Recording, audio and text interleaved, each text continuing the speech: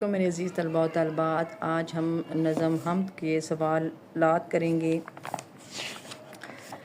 کیونکہ ہم نے پڑھائی بھی کر لی تھی، اس کے ذخیرہ الفاظ بھی ڈسکس کر لیے تھے۔ اب باری آتی ہے اس کے سوالات کے جوابات ڈسکس کرنے میں۔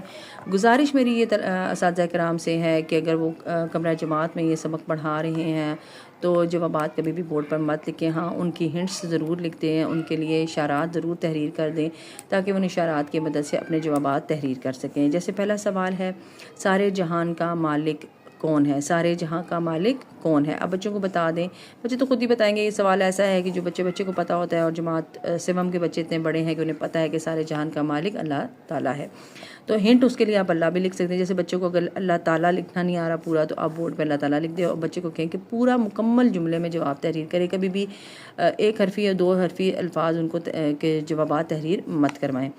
حق پرستوں کا نگہباں تو ہے سے شاعر کی کیا مراد ہے؟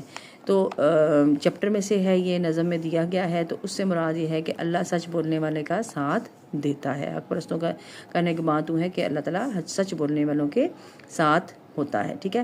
کائنات کی کون کون سی چیزیں اللہ تعالیٰ کی محکوم ہیں؟ تو جتنے بھی جن و ملک ہیں وہ سب اللہ تعالیٰ کی محکوم ہیں، انسان بشر سب اس میں شامل ہے، ٹھیک ہے۔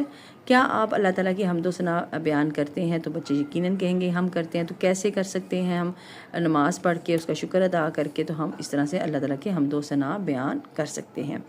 آگے ہم جملے ڈسکس کرتے ہیں۔ پہلا لفظ ہے جہان، تو بچوں سے پوچھیں جہان انہیں بتائیں کہ دنیا کو کہتے ہیں۔ جہان کا مالک کون ہے؟ جہان میں کون کون سی چیزیں ہیں؟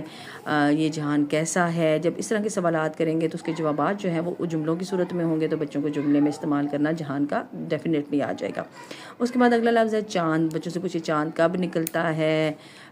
چاند کی کتنی اشکال ہیں؟ مطلب کبھی چاند آپ کو آدھا نظر آتا ہے، کبھی پورا نظر آتا ہے۔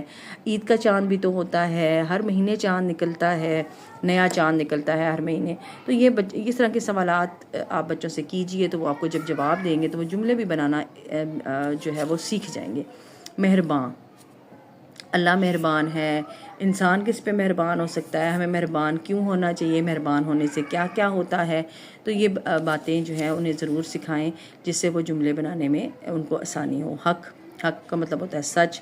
حق، ہمیں حق بات کیوں کہنی چاہیے؟ ہمیں حق کا ساتھ دینا چاہیے، ٹھیک ہے۔ اس طرح کی باتیں آپ ان سے کیجئے تو وہ جملوں میں اس کو استعمال کرنا بھی سیکھ جائیں گے۔ آگے حمد کسے کہتے ہیں؟ حمد ہم کب پڑھتے ہیں؟ اکثر ہم اسمبلی میں بھی حمد پڑھتے ہیں، میلاد میں پڑھی جاتی ہے۔ مطلب اس طرح کے سوالات کرنے سے بھی وہ اس کے جوابات دیں گے، تو آپ